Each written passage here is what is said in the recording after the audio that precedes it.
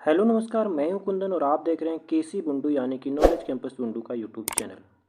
तो आज मैं यहां पे आप सभी के लिए कुछ महत्वपूर्ण प्रश्न लेकर आया हूं जो कि आपके सभी प्रकार के प्रतियोगिता परीक्षाओं के लिए उपयोगी साबित होंगी। तो यहाँ पे मैंने जो क्वेश्चन का पैटर्न सेट किया है वो इस प्रकार से होगा। पहले आपको प्रश्न दिखाए जाएंगे, उसके बाद जो सही उत्तर होगा उस पर रेड मार्क यानी कि लाल कलर की मार्क आ जाएगी, चिन्ह आ जाएगी। उसके बाद उसके विश्लेषण बताए जाएंगे। विश्लेषण में आपको फ़ायदा ये होगा कि आपको एक प्रश्न के अलावे उसी से संबंधित बहुत सारे प्रश्नों की जानकारी दी जाएगी। तो चलिए शुरू करते हैं। आज का पहला प्रश्न है, रामकृष्ण मिशन की स्थापना किसने की थी? और आपके ऑप्शन है स्वामी विवेकानंद, स्वामी रामकृष्ण परमहंस, स्वामी दयानंद सरस्वती या फिर राजा राम मोहन राय। और इसका सही उत्तर है स्वामी विवेकानंद।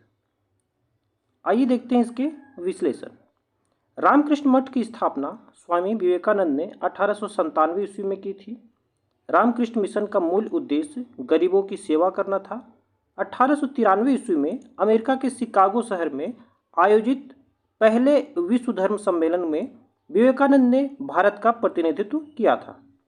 अब बढ़ते हैं अगले प्रश्न की ओर। अगला प्रश्न है, भारतीय राष्ट्रीय कांग्रेस के पहले मुस्लिम अध्यक्ष कौन थे?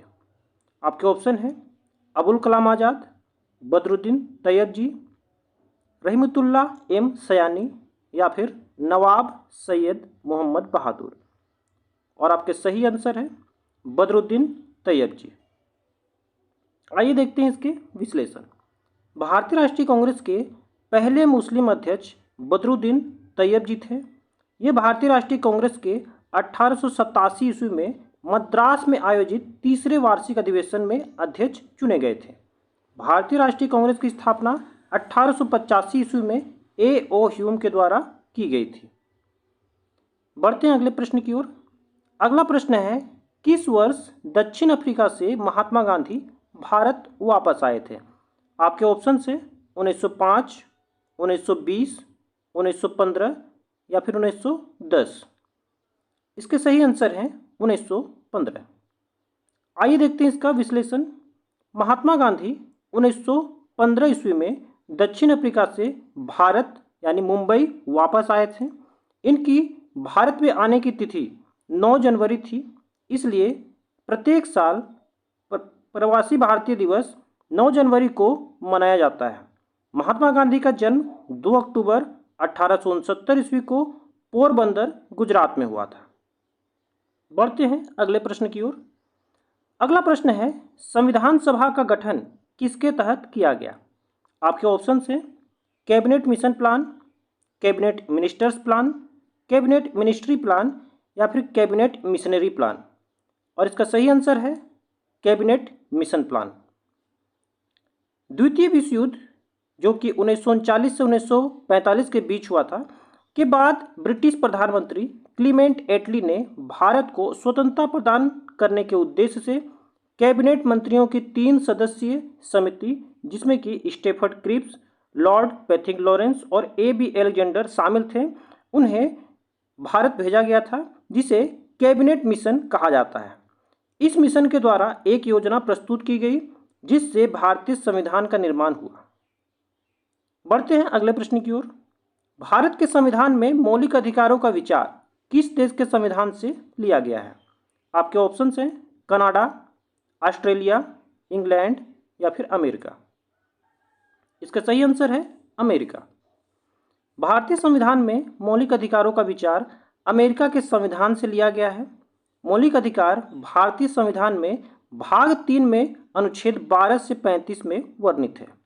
अनुच्छेद 31 में वर्णित संपत्ति का अधिकार को 1978 में 44वें संविधान संशोधन के द्वारा मूल अधिकार से हटाकर कानूनी अधिकार के रूप में बदल दिया गया। मूल संविधान में मौलिक अधिकारों की संख्या 7 थी जो कि अब 6 हो गई है। बढ़ते अगले प्रश्न की ओर। भगत सिंह को किस वर्ष फांसी दी गई थी? आपके ऑप्शन है 1930, 1931, 1932 या फिर 1933? इसका सही आंसर है 1931। लाहौर षड्यंत्र के तहत मुकदमा चलाकर 23 मार्च 1931 ईस्वी को भगत सिंह, सुखदेव और राजगुरु को फांसी दी गई थी।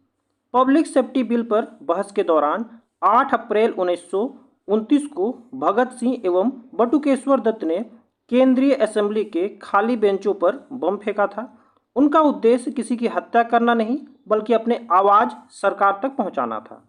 इस घटना के साथ उन्होंने अपनी गिरफ्तारी दी थी। बढ़ते हैं अगले प्रश्न की ओर। किस त्योहार के दिन जालियांवाला बाग हत्याकांड हुआ था? आपके ऑप्शन हैं बैसाखी, दिवाली, गुरु नानक जयंती या फिर होली। इसका सही आंसर है बैसाखी। जालियांवाला बाग हत्याकांड जो कि 13 अप्रैल 1919 ईस्वी को हुआ था, बैसाखी का दिन था। इस दिन लोग यहाँ डॉक्टर सैफुद्दीन किचलू और डॉक्टर सत्यपाल की गिरफ्तारी के विरोध में जमा हुए थे। इस घटना का आरोपी जनरल डायर था। बाद में उधम सिंह नामक क्रांतिकारी ने जनरल डायर की हत्या लंदन में कर दी थी। बढ़ते हैं अगले प्रश्न की ओर।